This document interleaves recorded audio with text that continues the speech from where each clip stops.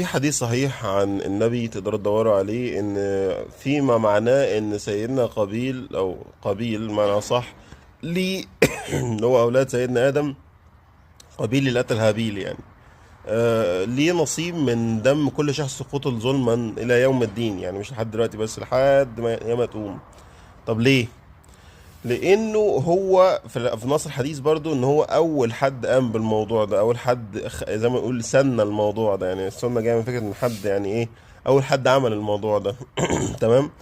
فدي القصه دي وصلت لنا كالعاده عشان نعتبر منها ان هي ايه، انه يا جماعه اي حد بيعمل حاجه غلط، اي حد بيقول كلمه غلط والشباب بياخدوه من وراها وبيقعدوا يقولوها، اي بنت بتلبس لبس شكله مش حلو على السوشيال ميديا وبتخلي بنات تتبعها، او تطلع شعرها من الطرحه، او تعمل اي حاجه غلط، اعرموا ان انتوا اي واحد بيبتدي حاجه غلط والناس تتبعوا فيها هيشيل معاهم من الذنب ده.